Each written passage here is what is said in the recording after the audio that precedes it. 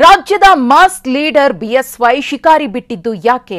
ಯಡಿಯೂರಪ್ಪ ಕ್ಷೇತ್ರ ತ್ಯಾಗದ ಹಿಂದಿದ್ಯಾ ಅಸಲಿ ರಾಜಕೀಯ ರಣತಂತ್ರ? ಶಿಕಾರಿ ಬಿಟ್ಟಿದ್ದಕ್ಕೆ ಯಡಿಯೂರಪ್ಪ ಕೊಟ್ಟ ಸ್ಪಷ್ಟನೆ ಏನು? ಪುತ್ರರ ಮಾತೇನು? ನೋಡೋಣ ನ್ಯೂಸ್ ಎಕ್ಸ್‌ಪ್ರೆಸ್‌ನಲ್ಲಿ.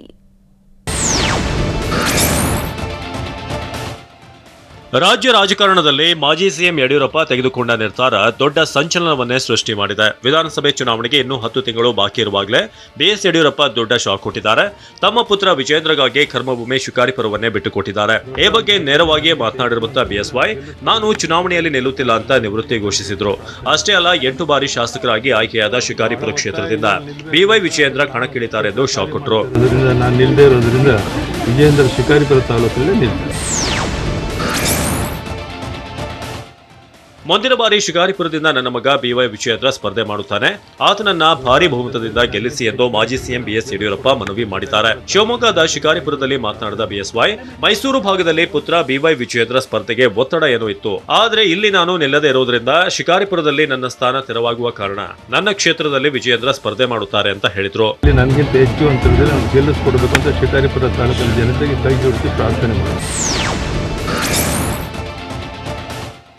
ಬಿಎಸ್ ಯಡಿಯೂರಪ್ಪ ಕೇವಲ ಕ್ಷೇತ್ರ ತ್ಯಾಗ ಮಾತ್ರ ಮಾಡಿಲ್ಲ, ಬದಲಾಗಿ ನಾನು ಮುಂದಿನ ಬಾರಿ ಚುನಾವಣೆಗೆ ನಿಲ್ಲುವುದಿಲ್ಲ ಅಂತ ಹೇಳಿದ್ದಾರೆ. ಈ ಬಗ್ಗೆ ಟಿವಿ9 ಜೊತೆ ಮಾತನಾಡಿರುವಂತಹ ರಾಜಾಹುಲಿ, ನಾನು ಸಿಎಂ ಸ್ಥಾನಕ್ಕೆ ರಾಜೀನಾಮೆ ಕೊಡುವಾಗಲೇ ಕ್ಷೇತ್ರ ತ್ಯಾಗದ ಬಗ್ಗೆ ಯೋಚಿಸಿದ್ದೆ. ಹಾಗೆ ನಾನು ಮುಂದಿನ ಬಾರಿ ಚುನಾವಣೆಗೆ ನಿಲ್ಲುವುದಿಲ್ಲ ಎಂದು ನಿರ್ಧಾರ ಮಾಡಿದೆ ಎಂದು ಹೇಳಿದ್ರು. ಕೇಂದ್ರ ಮತ್ತು ರಾಜ್ಯ ಬಿಜೆಪಿ ನಾಯಕರು ವಿಜಯೇಂದ್ರಗೆ ಅವಕಾಶ ಕೊಡುವ ವಿಶ್ವಾಸ ಇದೆ.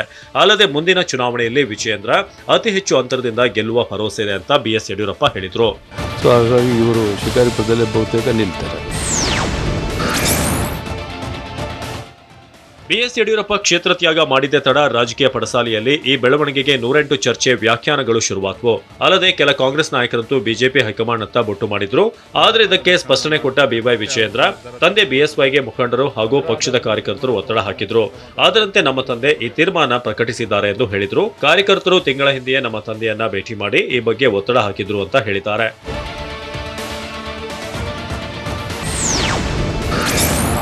ಕೂಡ ಹೇಳ್ಕೊಂಡು ಬರ್ತಾ ಇದ್ದು, ಕ್ಷೇತ್ರ ಬಿಟ್ಟುಕೊಟ್ಟ ಬಿಎಸ್ವೈ ರಾಜಕೀಯದಿಂದಲೇ ನಿವೃತ್ತಿ ಪಡೆಯುತ್ತಾರೆ ಎಂಬ ವದಂತಿ ಹಬ್ಬಿದೆ. ಇದಕ್ಕೆ ಪ್ರತಿಕ್ರಿಯೆ ನೀಡಿರುವಂತಹ ಬಿವೈ ವಿಜೇಂದ್ರ, ನಿವೃತ್ತಿ ಅನ್ನೋದು ಬಿಎಸ್ವೈ ಡಿಕ್ಷನರಿಯಲ್ಲೇ ಇಲ್ಲ. ಸಿಎಂ ಸ್ಥಾನಕ್ಕೆ ರಾಜೀನಾಮೆ ಕೊಡುವಾಗಲೇ ಹೇಳಿದ್ರು. ಹಿಂದೆ ಕೂಡ ಪಕ್ಷ ಸಂಘಟನೆ ಮಾಡಿದ್ರು, ಮುಂದೆಯೂ ಮಾಡ್ತಾರೆ. ಬಿಜೆಪಿಯನ್ನು ಸ್ಪಷ್ಟ ಬಹುಮತದೊಂದಿಗೆ ಮತ್ತೆ ಅಧಿಕಾರಕ್ಕೆ ತರುತ್ತೇನೆ ಅಂತ ಬಿಎಸ್ವೈ ಹೇಳಿದ್ದಾರೆ ಎಂದು ಪುತ್ರ ವಿಜೇಂದ್ರ ಹೇಳಿದ್ದಾರೆ.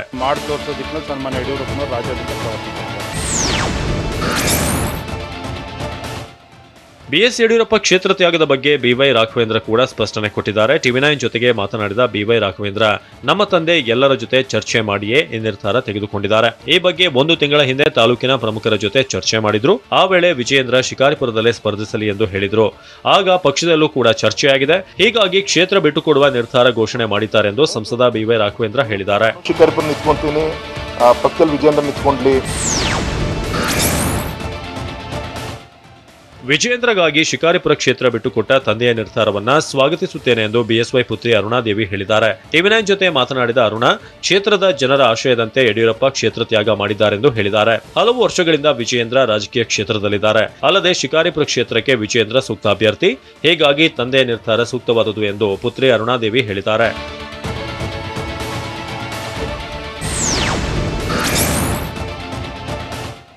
ಮಗನಿಗಾಗಿ ಶಿಕಾರಿಪುರ ಬಿಟ್ಟುಕೊಟ್ಟು ಬಿಎಸ್ವೈ ರಣತಂತ್ರ ಹಿಡಿದಿದ್ದಾರೆ ಅಂತ ಹೇಳಲಾಗ್ತಿದೆ.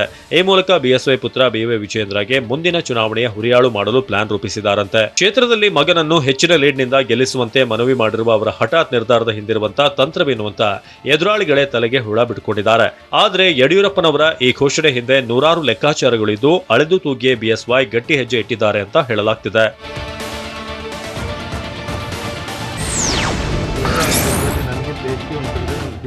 ಬಿಎಸ್ವೈ ಅವರ ಈ ನಿರ್ಧಾರಕ್ಕೆ ಮತ್ತೊಂದು ರೀತಿಯ ವ್ಯಾಖ್ಯಾನಗಳು ಕೇಳಿ ಬರ್ತಿವೆ. ಬಿಜೆಪಿಯಲ್ಲಿ ಕೆಲ ಆಂತರಿಕ ಬೆಳವಣಿಗೆಗಳೇ ಯಡಿಯೂರಪ್ಪ ಈ ನಿರ್ಧಾರಕ್ಕೆ ಕಾರಣ ಅಂತ ಹೇಳಲಾಗ್ತಿದೆ. ಬಿಎಸ್ವೈ ಸಿಎಂ ಸ್ಥಾನದಿಂದ ಕೆಳಗೆ ಇಳಿಯುತ್ತಿದ್ದಂತೆ ಪಕ್ಷದಲ್ಲಿ ವಿಜೇಂದ್ರಗೆ ಮನ್ನಣೆ ಅಷ್ಟಕ್ಕಷ್ಟೇ ಅನ್ನುವಂತಾಗಿತ್ತು. ಹೈಕಮಾಂಡ್ ಕೂಡ ಬಿವೈ ವಿಜೇಂದ್ರಗೆ ಸೂಕ್ತ ಬೆಂಬಲ ಕೊಡಲಿಲ್ಲ. ವಿಜೇಂದ್ರರನ್ನ ಮೇಲ್ಮನೆಗೆ ಕಳಿಸುವ ಎಲ್ಲಾ ಪ್ರಯತ್ನಗಳು ವಿಫಲವಾದವು. ಈ ಎಲ್ಲಾ ಬೆಳವಣಿಗೆಗಳನ್ನು ಅರಿತ ಬಿಎಸ್ವೈ ಈ ನಿರ್ಧಾರಕ್ಕೆ ಬಂದಿದ್ದಾರೆ ಎನ್ನಲಾಗ್ತಿದೆ.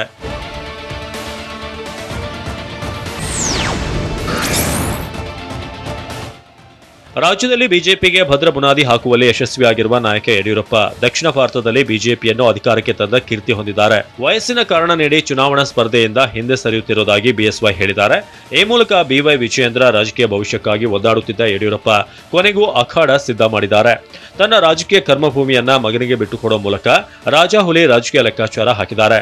ಇಷ್ಟೇ ಅಲ್ಲದೆ ಕುಟುಂಬದ ಕುಡಿಯನ್ನು ರಾಜಕೀಯವಾಗಿ ಬೆಳೆಸಲು ಬಿಎಸ್ವೈ ರಣತಂತ್ರ ಹೆಣೆದಿದ್ದಾರೆ. ಕ್ಷೇತ್ರ ಖಾಲಿ ಮಾಡ್ತಿರೋದ್ರಿಂದ ನಾನು ನಿಲ್ಲದೇ ಇರೋದ್ರಿಂದ ವಿಜಯೇಂದ್ರ ಶಿಕಾರಿಪುರ ತಾಲೂಕಲ್ಲೇ ನಿಲ್ತಾರೆ.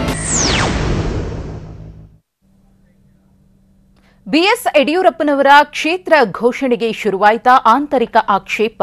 ವಿಜಯೇಂದ್ರ ಶಿಕಾರಿಪುರದಲ್ಲಿ ನಿಲ್ತಾರೆ ಅಂದಿದ್ದಕ್ಕೆ ಕೇಳಿಬಂದ ಮಾತುಗಳೇನು? ಬಿಎಸ್ವೈ ನಿರ್ಧಾರಕ್ಕೆ ಕಾಂಗ್ರೆಸ್ ನಾಯಕರು ಕುಟುಕಿದ್ದು ಹೇಗೆ?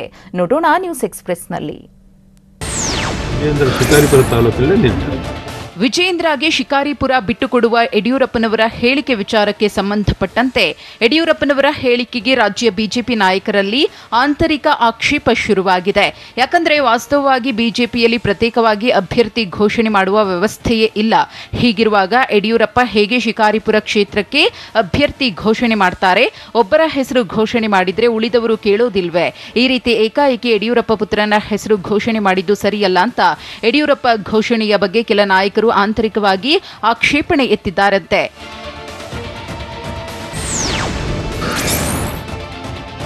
ಮಾಜಿ ಸಿಎಂ ಬಿಎಸ್ ಯಡಿಯೂರಪ್ಪ ರಾಜಕೀಯ ನಿವೃತ್ತಿ ಅಂತ ಎಲ್ಲೂ ಹೇಳಿಲ್ಲ ಎಂದು ಸಿಎಂ ಬೊಮ್ಮಾಯಿ ತಿಳಿಸಿದ್ರು. ಯಡಿಯೂರಪ್ಪ ನಿರಂತರವಾಗಿ ಹೋರಾಟದಿಂದ ಬಂದವರು. ಅಲ್ಲದೆ ಯಡಿಯೂರಪ್ಪ ಭಾರತೀಯ ಜನತಾ ಪಕ್ಷದ ಒಂದು ಶಕ್ತಿ. ಮುಂದಿನ ಚುನಾವಣೆಗೆ ಬಿಎಸ್ವೈ ಮಾರ್ಗದರ್ಶನ ಖಂಡಿತ ಇದ್ದೇ ಇರುತ್ತೆ. ಅವರ ಮಹತ್ವ ಹೈಕಮಾಂಡ್ಗೆ ಗೊತ್ತಿದ್ದು ಮುಂದೆ ಸೂಕ್ತ ತೀರ್ಮಾನ ಕೈಗೊಳ್ಳುತ್ತೆ ಅಂತ ಸಿಎಂ ಬೊಮ್ಮಾಯಿ ವಿಶ್ವಾಸ ವ್ಯಕ್ತಪಡಿಸಿದ್ದಾರೆ. ಹೀಗಾಗಿ ಅವರು ರಿಟೈರ್ ಆಗೋ ಪ್ರಶ್ನೆನೇ. ಬಿಎಸ್ ಯಡಿಯೂರಪ್ಪನವರು ರಾಜಕೀಯದಿಂದ ನಿವೃತ್ತಿ ಆಗಬಾರದು. ಅವರಿಗೆ ಇನ್ನೂ ರಾಜಕಾರಣ ಮಾಡುವ ಶಕ್ತಿ ಇದೆ ಎಂದು ಡಿಕೆಶಿ ಹೇಳಿದ್ದಾರೆ. ಯಡಿಯೂರಪ್ಪನವರಿಂದ ರಾಜ್ಯದಲ್ಲಿ 104 ಸ್ಥಾನ ಬಂದಿದ್ವು. ಅಲ್ಲದೆ ಅವರಿಂದಲೇ ಆಪರೇಷನ್ ಕಮಲ ಮಾಡಿ ಪಕ್ಷ ಅಧಿಕಾರಕ್ಕೆ ಬಂದಿತ್ತು. ಅವರಲ್ಲಿ ಇನ್ನೂ ಶಕ್ತಿ ಇದ್ರೂ ಸಿಎಂ ಸ್ಥಾನದಿಂದ ಕೆಳಗಿಳಿಸಲಾಯಿತು. ಅಷ್ಟೆಲ್ಲ ನೋವು ನುಂಗಿ ಪಕ್ಷದ ಪರವಾಗಿ ಮಾತನಾಡ್ತಾರೆ. ಪಾಪ ಅವರ ಕ್ಷೇತ್ರ ತ್ಯಾಗದಿಂದ ನಮಗೇನು ನಷ್ಟವಿಲ್ಲ ಎಂದು ಡಿಕೆಶಿ ವ್ಯಂಗ್ಯವಾಡಿದ್ದಾರೆ. ಇವತ್ತು ಮಾತಾಡಿದ್ದಾರೆ, ಮುಂದಕ್ಕೂ ಮಾತಾಡ್ತಾರೆ. ಯಡಿಯೂರಪ್ಪ ಮಾನಸಿಕವಾಗಿ ಕುಗ್ಗಿದ್ದಾರೆ ಮತ್ತು ಬಿಜೆಪಿ ಅವರನ್ನ ಬಳಸಿ ಬಿಸಾಡಿದೆ ಎಂದು ಕೆಪಿಸಿಸಿ ಅಧ್ಯಕ್ಷ ಡಿಕೆ ಶಿವಕುಮಾರ್ ಹೇಳಿದ್ರು. ಇದಕ್ಕೆ ತಿರುಗೇಟು ನೀಡಿರುವ ಬಿಎಸ್ವೈ, ನಾನು 4 ಬಾರಿ ಸಿಎಂ ಆಗೋದಕ್ಕೆ ಬಿಜೆಪಿ ಅವಕಾಶ ಮಾಡಿಕೊಟ್ಟಿದೆ. ನನ್ನ ಬಗ್ಗೆ ಡಿಕೆಶಿಗೆ ಅನುಕಂಪ ಬೇಡ, ಅವರ ಪಕ್ಷ ನೋಡ್ಕೊಳ್ಳಿ ಅಂತ ಟಾಂಗ್ ಕೊಟ್ರು. ಬಿಜೆಪಿಯಲ್ಲಿ ಯಡಿಯೂರಪ್ಪನವರನ್ನ ಸೈಡ್ಲೈನ್ ಮಾಡಿದ್ದಾರೆ ಎಂಬ ಪ್ರಶ್ನೆಯೇ ಇಲ್ಲ. ಯಾವುದೇ ಅಧಿಕಾರ ಇಲ್ಲದಿದ್ರೂ ನಾನು ಕೆಲಸ ಮಾಡಿ ತೋರಿಸ್ತೇನೆ ಅಂತ ಸವಾಲ್ ಹಾಕಿದ್ರು.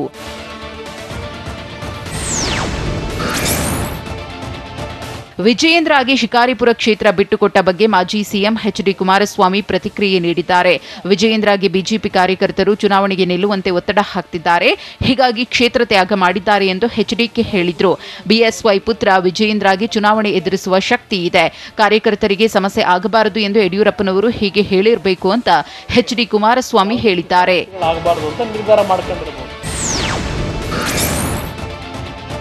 ಬಿಎಸ್ ಯಡಿಯೂರಪ್ಪ ಕ್ಷೇತ್ರ ತ್ಯಾಗ ಮಾಡಿದ್ದಕ್ಕೆ ಜಮೀರ್ ಅಹಮದ್ ಖಾನ್ ವ್ಯಂಗ್ಯವಾಡಿದ್ರು.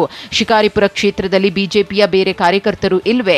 ಬೇರೆಯವರಿಗೆ ಬಿಟ್ಟುಕೊಡಲಿ ಅಂತ ಜಮೀರ್ ಅಹಮದ್ ಖಾನ್ ಹೇಳಿದ್ರು. ಬಿಜೆಪಿ ಕಾರ್ಯಕರ್ತರು ಯಡಿಯೂರಪ್ಪನವರನ್ನ ಸಿಎಂ ಮಾಡಿದ್ರು. ಅದರ ಸಲುವಾಗಿಯಾದರೂ ಪುತ್ರನ ಬದಲು ಕಾರ್ಯಕರ್ತರಿಗೆ ಬಿಎಸ್ವೈ ಕ್ಷೇತ್ರವನ್ನ ಬಿಟ್ಟುಕೊಡಬೇಕಿತ್ತು ಅಂತ ಬಿಎಸ್ವೈರನ್ನ ಪ್ರಶ್ನೆ ಮಾಡಿದ್ದಾರೆ.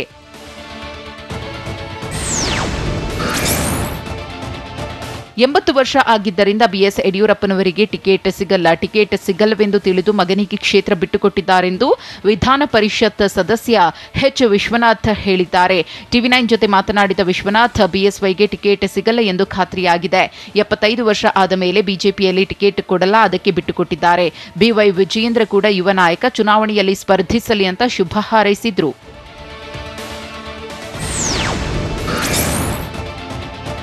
ನರೇಂದ್ರ ಮೋದಿ ಪ್ರಧಾನಿಯಾದಾಗಿನಿಂದ 75 ವರ್ಷಕ್ಕೆ ಚುನಾವಣೆ ನಿವೃತ್ತಿ ಪರಿಪಾಠ ಶುರುವಾಗಿದೆ ಎಂದು ಶಾಸಕ ಬಸನಗೌಡ ಪಾಟೀಲ್ ಯತ್ನಾಳ್ ಹೇಳಿದ್ದಾರೆ. ಬಿಎಸ್ವೈ ಕ್ಷೇತ್ರ ತ್ಯಾಗದ ಬಗ್ಗೆ ಮಾತನಾಡಿದ ಯತ್ನಾಳ್, 75 ಆದರೆ ನಿವೃತ್ತಿ ತಗೋಬೇಕು, ಅದಕ್ಕೆ ಪಾಪ ಚುನಾವಣೆಯಿಂದ ನಿವೃತ್ತಿಯಾಗಿದ್ದಾರೆ. ಆದರೆ ಉಳಿದ ರಾಜಕಾರಣದಲ್ಲಿ ಅವರು ಮುಂದುವರಿಯುವ ಸಂಕೇತವಿದೆ. ಮೈಸೂರು, ಬೀದರ್, ಬಸವ ಕಲ್ಯಾಣದಿಂದ ಒತ್ತಡ ಇದೆ ಎಂದು ಎಲ್ಲರೂ ಹೇಳಿಕೊಳ್ತಾರೆ. ಆದರೆ ಶಿಕಾರಿಪುರದಲ್ಲಿ ತಂದೆ ಇಚ್ಛೆಯಂತೆ ಮಗ ನಡೆದುಕೊಳ್ಳುತ್ತಿದ್ದಾರೆ ಎಂದು ಟಾಂಗ್ ಕೊಟ್ರು.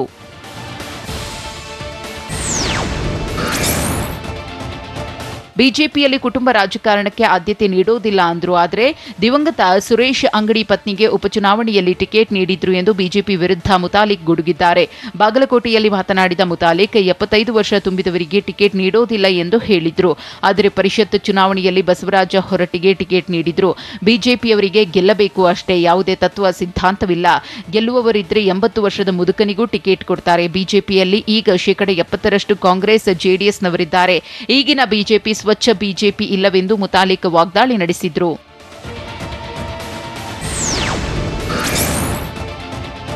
ಕಾಂಗ್ರೆಸ್ನತ್ತ ಕುಟುಂಬ ರಾಜಕಾರಣದ ಗೂಬೆ ಕೂರಿಸುವ ಬಿಜೆಪಿಗೆ ಶಿಕಾರಿಪುರದಲ್ಲಿ ಸ್ಪರ್ಧಿಸಲು ಸಾಮಾನ್ಯ ಕಾರ್ಯಕರ್ತರು ಸಿಗಲಿಲ್ಲವೇ ಎಂದು ಕಾಂಗ್ರೆಸ್ ಕುಟುಕಿದೆ. ಈ ಬಗ್ಗೆ ಟ್ವೀಟ್ ಮಾಡಿರುವ ಕಾಂಗ್ರೆಸ್, ಬಿಜೆಪಿ ಕುಟುಂಬ ರಾಜಕಾರಣಕ್ಕೆ ವಿಜಯೇಂದ್ರ ಸ್ಪರ್ಧೆ ಹೊಸ ಸೇರ್ಪಡೆ ಎಂದು ವ್ಯಂಗ್ಯವಾಡಿದೆ. ದೇಶದುದ್ದಕ್ಕೂ ಕುಟುಂಬ ರಾಜಕಾರಣದ ಬೀಜ ಬಿತ್ತಿದ್ದ ಬಿಜೆಪಿ ಇತರ ಪಕ್ಷಗಳತ್ತ ಬೆರಳು ತೋರುವುದು ಪರಮಹಾಸ್ಯ ಎಂದು ಜರಿದಿದೆ. ಬಿಎಸ್ವೈರನ್ನ ಮೂಲೆ ಗುಂಪು ಮಾಡುವ ಬಿಜೆಪಿಯ ಪ್ರಯತ್ನವನ್ನ ಎದುರಿಸಲಾಗದೆ ಬಿಎಸ್ವೈ ಹಿಂದೆ ಸರಿದಿದ್ದಾರೆ ಅಂತ ಲೇವಡಿ ಮಾಡಿದೆ. ಇಎಂಐ ಕಟ್ಟಲು ತಂದಿದ್ದ ಹಣವನ್ನ ಖದೀಮರು ಎಗರಿಸಿದ್ದು ಹೇಗೆ? ಮೋಜು ಮಸ್ತಿ ಮಾಡುತ್ತಿದ್ದವರಿಗೆ ಹಾಸನ ಎಸ್ಪಿ ಕೊಟ್ಟ ವಾರ್ನಿಂಗ್ ಏನು? ಕಿಡ್ನಾಪ್ ಮಾಡಿ ಹಣ ಬೇಕೆಂದವರು ಲಾಕ್ ಆಗಿದ್ದು ಹೇಗೆ? ನೋಡೋಣ ನ್ಯೂಸ್ ಎಕ್ಸ್‌ಪ್ರೆಸ್‌ನಲ್ಲಿ. ಕಾರು ಗ್ಲಾಸ್ ಒಡೆದು 4.5 ಲಕ್ಷ ನಗದು ಕದ್ದೊಯ್ದಿರುವ ಘಟನೆ ಬೆಂಗಳೂರಿನಲ್ಲಿ ನಡೆದಿದೆ. ಬೆಂಗಳೂರಿನ ಪೊಲೀಸ್ ಕಮಿಷನರ್ ಕಚೇರಿ ಬಳಿ ಘಟನೆ ನಡೆದಿದ್ದು, ಲಕ್ಷ್ಮೀಶ್ ಎಂಬುವವರ ಕಾರು ಗ್ಲಾಸ್ ಒಡೆದು ದರೋಡೆ ಮಾಡಲಾಗಿದೆ. ಮನೆ ಸಾಲದ ಇಎಂಐ ಕಟ್ಟಲು ಲಕ್ಷ್ಮೀಶ್ ಹಣ ತಂದಿದ್ರು. ಬ್ಯಾಂಕ್ನಿಂದ 2 ಬೈಕ್ಗಳಲ್ಲಿ ಫಾಲೋ ಮಾಡಿದ್ದ ಕಳ್ಳರು ಹಣ ದೋಚಿ ಒನ್ ವೇನಲ್ಲಿ ಬೈಕ್ ನುಗ್ಗಿಸಿಕೊಂಡು ಪರಾರಿಯಾಗಿದ್ದಾರೆ. ದರೋಡೆಕೋರರ ಕೃತ್ಯ ಸಿಸಿ ಕ್ಯಾಮೆರಾದಲ್ಲಿ ಸೆರೆಯಾಗಿದೆ. ಈ ಸಂಬಂಧ ವಿಧಾನಸೌಧ ಪೊಲೀಸ್ ಠಾಣೆಯಲ್ಲಿ ಪ್ರಕರಣ ದಾಖಲಾಗಿದೆ.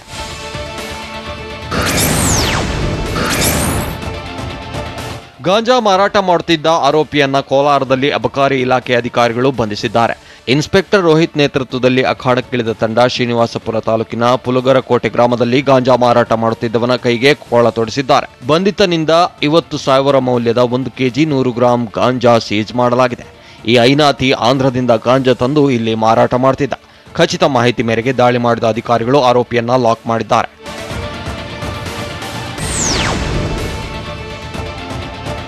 ರಸ್ತೆಯಲ್ಲಿ ಮೋಜು ಮಸ್ತಿ ಮಾಡುವ ಪುಂಡರಿಗೆ ಹಾಸನ ಎಸ್ಪಿ ಶಾಕ್ ಕೊಟ್ಟಿದ್ದಾರೆ. ರಾತ್ರೋರಾತ್ರಿ ಕಾರ್ಯಾಚರಣೆ ನಡೆಸಿದ ಎಸ್ಪಿ ಹರಿರಾಮ್ ಶಂಕರ್ ಎಲ್ಲರಿಗೂ ಕ್ಲಾಸ್ ತೆಗೆದುಕೊಂಡಿದ್ದಾರೆ.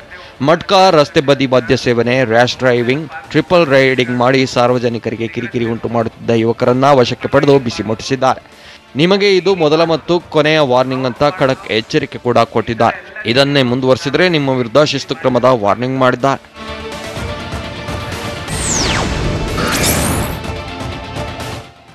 ಕಿಡ್ನಾಪ್ ಮಾಡಿ 20 ಲಕ್ಷ ಹಣ ಕದ್ದಿದ್ದ 7 ಆರೋಪಿಗಳನ್ನು ವಿಜಯನಗರ ಜಿಲ್ಲೆ ಪೊಲೀಸರು ಬಂಧಿಸಿದ್ದಾರೆ. ಶಾಂತಕುಮಾರ್, ಅಲ್ತಾಫ್, ಚಿರಾಗ್, ರಾಕೇಶ್, ರಾಹುಲ್, ಮಂಜುನಾಥ್, ಶಿವಕುಮಾರ್ ಬಂಧಿತ ಆರೋಪಿಗಳಾಗಿದ್ದು, ರಿಯಲ್ ಎಸ್ಟೇಟ್ ಏಜೆಂಟ್ ಹಾಲೇಶ್ನನ್ನ ಅಪಹರಿಸಿದ್ರು.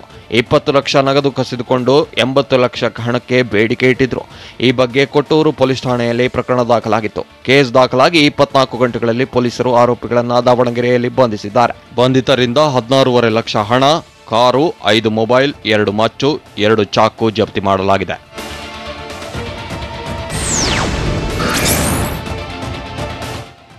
ಮನೆ ಕಳ್ಳತನ ಮತ್ತು ಬೈಕ್ ಕಳ್ಳತನ ಮಾಡುತ್ತಿದ್ದ 2 ಆರೋಪಿಗಳನ್ನು ಗುಬ್ಬಿಯ ಸಿಎಸ್ಪುರ ಪೊಲೀಸರು ಬಂಧಿಸಿದ್ದಾರೆ. ಸಿಗೇಹಳ್ಳಿ ಗ್ರಾಮದ ಗಿರೀಶ್, ಚಿನ್ನಾಯಕನಪಾಳ್ಯದ ಗೋವಿಂದರಾಜು ಬಂಧಿತ ಆರೋಪಿಗಳಾಗಿದ್ದು, ಸುತ್ತಮುತ್ತಲಿನ ಹಳ್ಳಿಗಳಲ್ಲಿ ಮನೆಗಳನ್ನು ಟಾರ್ಗೆಟ್ ಮಾಡಿ ಚಿನ್ನಾಭರಣ, ನಗದು ದೋಚಿದ್ರು. ಈ ಬಗ್ಗೆ ಸಿಎಸ್ಪುರ ಪೊಲೀಸ್ ಠಾಣೆ ವ್ಯಾಪ್ತಿಯಲ್ಲಿ ಪ್ರಕರಣ ದಾಖಲಾಗಿತ್ತು. ಕೂಡಲೇ ಅಲರ್ಟ್ ಆದ ಪೊಲೀಸರು 2 ಬಂಧಿಸಿ 1 ಲಕ್ಷ ನಗದು ಸೇರಿದಂತೆ ಒಟ್ಟು 6 ಲಕ್ಷ ಮೌಲ್ಯದ ಚಿನ್ನಾಭರಣ ಹಾಗೂ 1 ಬೈಕ್ ವಶಕ್ಕೆ ಪಡೆದಿದ್ದಾರೆ.